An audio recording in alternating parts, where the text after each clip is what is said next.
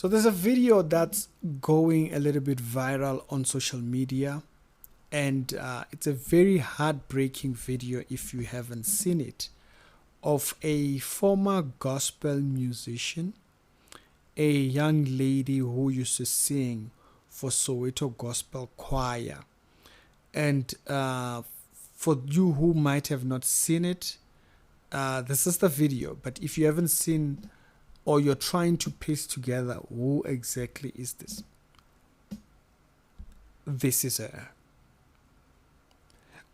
And she used to sing that song on this particular album. If you guys remember the 2005 release album called African Spirit, with about 19 tracks. If you scroll down to about song number 14, that was a song, modimo.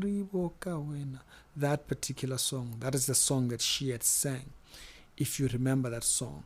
So that's her there in this video that's gone viral right now. And it's a very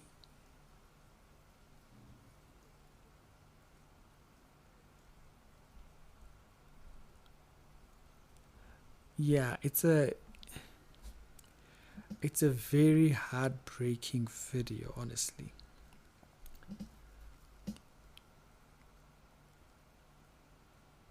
It's a heartbreaking video. When I got born again, along the time when I really had questions about God, that's when this album came up. And I remember this was one of the albums that they bought. They bought the DVD. We used to have the DVD. I think my mom still has the DVD, actually. And so that's the song we know hereby. There is a video also, I just want to mention here, that there's a video that was posted by Chat with Daphne here. And you will see that video with one of the family members. And he talks about, please come through the family, trying to give her help, because you might want to give her what you think she needs, and what you give her might put her back right where you see her right now. So consult the family so that they can bring her back to restoration. Does sound like a man who believes in God. And so I wanted to talk in this video about this bottom. It's called in Joburg. So I'm wearing my Mexican scarf hoodie thingy. Is it a scarf? What do you call these things? I wanted to talk about the bottom. The bottom. Because, and especially in our generation where you have a lot of people become famous, and they forget the upcoming, or they forget what the bottom looks like. And so they are held up by this pride of feeling like, invincible, being up there. The reason why I want to talk about this bottom is because there is a state in which something that you see actually from Jonah. I want to use this verse in the book of Jonah, chapter number 4. The reason why I want to use this particular chapter is because, as you can see, the heading says Jonah's anger towards God's compassion. Jonah is sent to go and preach, for these people to turn and come to the truth. And he's not happy about those people repenting. He says, so he prayed unto the Lord, saying, "Oh Lord, is this not what I had said while I was in my own country? This is why I flee towards Tarshish. I knew that you are a gracious God." So you'll be thinking, okay, so he was not happy that God had forgiven that city? Yes. He wanted to just be a right prophet. He prophesied doom happened. And so when he sees that these people have repented and they have turned and God has not judged them, Jonah goes as far as even making a request. He says he knew that God was gracious. He spares people from destruction. He says, now, O Lord, please take my life from me, for it is better for me to die than to live. There is such a thing as a bottom. The Bible even talks about that. A bottom where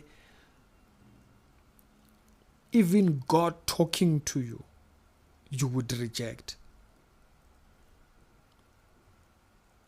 Now, God forbid we come to such a position. But there is such a thing as a bottom that if even when God was speaking, you would reject it. And you see, Jonah went through that phase. That even God's voice, he would reject. He was not consoled.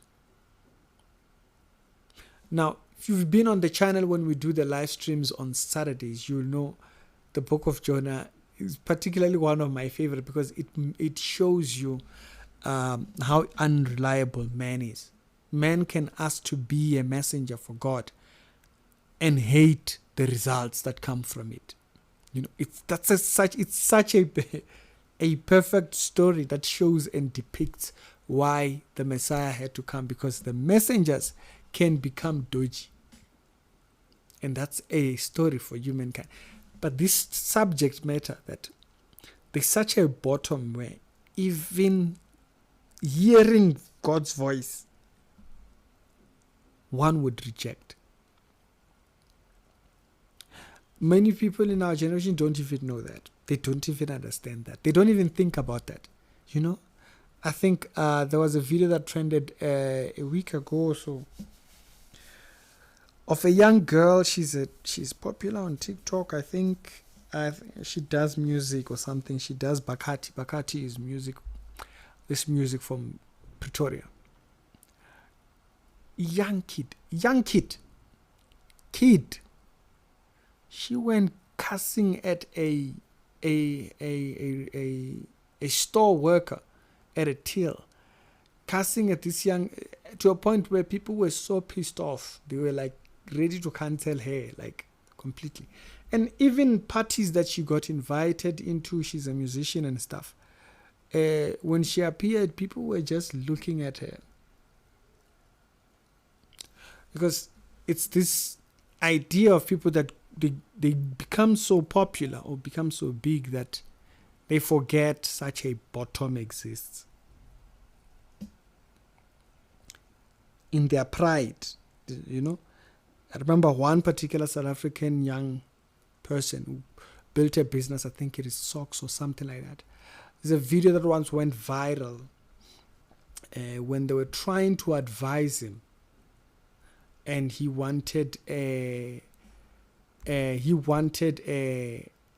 just wanted money.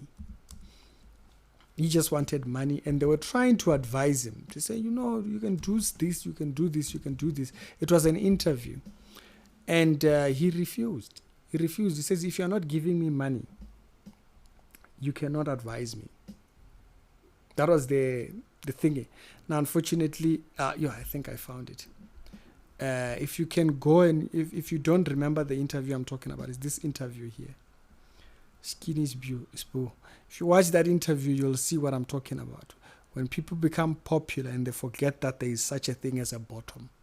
And that bottom, you know it by the pride that one gets up there. And this story is such a reminder. It's not even a good reminder because it's such a sad story. Someone's at such a position in life, And it's like one of those stories that you're not consistently thinking about the person. But when you see the story, you're like, I wish so well for her. Like, I wish she was in a different place. Like, I wish we were hearing about her. That, she has kids, she got married, she's this person, she started a business. When you see, you might not be thinking about, because life is that busy. It's exactly the same thing that we were saying when Somizi was saying that people don't care about people, and we're like, hey, dude, life is busy. People have issues. People have their things to think about, But when a person completely forgets the bottom, like I'm saying, a lot of the people nowadays on social media and stuff like that. A pure example of this guy right here. If you go and watch this thing, he wanted cash injection into his business, and they told him, but you need to be advised on how to run this. And he said, I don't need advice, I need money. On a nationwide platform, who will invest in you after they have heard the arrogance of which you speak, in which you speak? They know this. No, we can't do that. There's such a bottom. Unfortunately for some people, it will take getting to such a bottom for them to realize.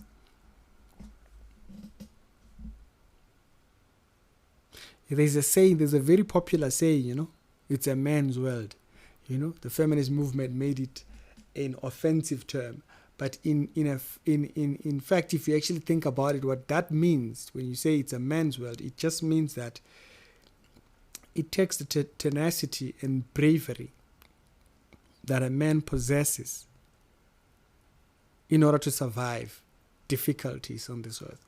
Because the world will give you some hard punches.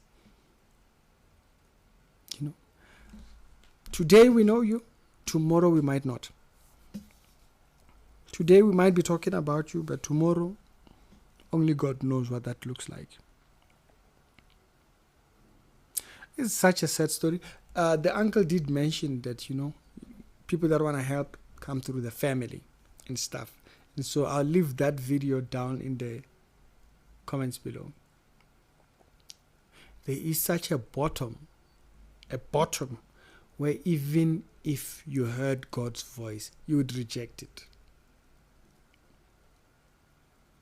And so we walk conscious on our everyday life, remembering the opportunities that we are given, the chances that we have.